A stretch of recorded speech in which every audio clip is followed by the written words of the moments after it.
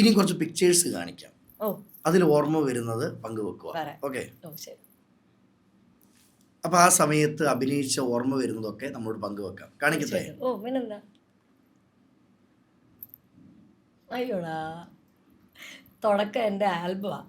Okay. ഇത് മണിച്ചേട്ടനായിട്ടായിരുന്നു album ചെയ്തത്. പുന്നാരെ പുന്നാരെ എന്ന് പറഞ്ഞ മണിച്ചേട്ടൻ അന്നത്തെ ഭയങ്കര ഹിറ്റ് സോങ് ആയിരുന്നു.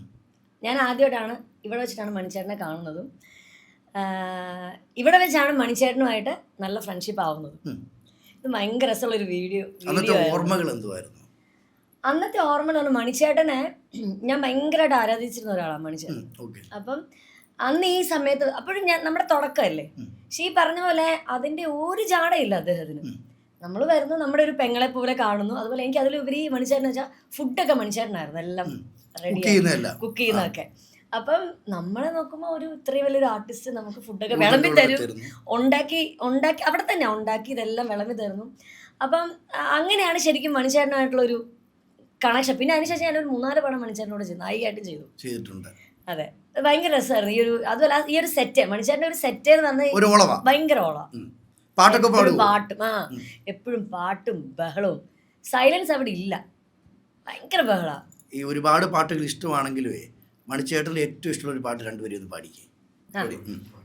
ഇതെനിക്ക് വേണ്ടി ഡെഡിക്കേറ്റ് ആണ്. തീർച്ചയായിട്ടും. പുന്നാരേ പുന്നാരേ എൻ്റെ പൊന്നും കൊടുക്കേ നീ, ചെന്തങ്ങിൻ തേങ്ങക്കൊത്തല്ലേ ചിരിക്കുമ്പോൾ പെണ്ണേ നീ, ചമ്പയ്ക്ക ചുണ്ടല്ലടി ചെറു ചുണ്ടങ്ങ പെണ്ണേ നീ, വെള്ളാരം കല്ലിമേൽ ഞാവൽ പഴം വച്ച കണ്ണല്ലേ, പുന്നാരേ പുന്നാരേ എൻ്റെ പൊന്നും കൊടുക്കേ നീ, ചെന്തങ്ങിൻ തേങ്ങക്കൊത്തല്ലേ ചിരിക്കുമ്പോൾ പെണ്ണേ നീ, ചാമ്പങ്ങ ചുണ്ടല്ലടി ചെറു ചുണ്ടങ്ങ പെണ്ണേ നീ, വെള്ളാരം കല്ലിമേ ഞാവൽ പഴം വച്ച കണ്ണല്ലേ. അടിപൊളി. അപ്പൊ അഭിനയം, നൃത്തം, പാട്ട്, അവതാരിക എല്ലാം ഉണ്ടല്ലേ? കുറച്ചൊക്കെ. ഒരു താരജാടയില്ല? ഒരു താരജാടയില്ല. അതായത് നമ്മൾ കണ്ട് പഠിക്കേണ്ട ഒരു വ്യക്തി തന്നെ. തീർച്ചയായിട്ടും. അത് മാത്രമല്ല, ഇപ്പം ജൂനിയർ ആർട്ടിസ്റ്റുകളൊക്കെ ആണെങ്കിലും വന്നാലും ഒക്കെ അവരോടൊക്കെ ഇടപെടുന്ന രീതികളൊക്കെ കാണുമ്പോൾ നമുക്ക് ശരിക്കും പഠിക്കേണ്ടതാണ് മണിച്ചേട്ടൻ്റെ ഒരു ക്യാരക്ടർ. ശരിക്കും മണിച്ചേട്ടനൊന്നും ഇപ്പൊ ഇല്ല എന്ന് പറയുമ്പോൾ നമുക്ക് എനിക്കൊന്നും അങ്ങോട്ട് വിശ്വസിക്കാനേ പറ്റില്ല. തീർച്ചയായിട്ടും കേട്ടോ, എനിക്ക് നല്ല മലയാളികൾ ആർക്കും പറ്റും. അദ്ദേഹത്തിനൊക്കെ ഒരു പാട്ടുകൾ കേൾക്കുമ്പോഴേ നമുക്ക് പെട്ടെന്ന് കണ്ണ് നിറയും. ഇപ്പോഴും ഇത് കേൾക്കുമ്പോഴേ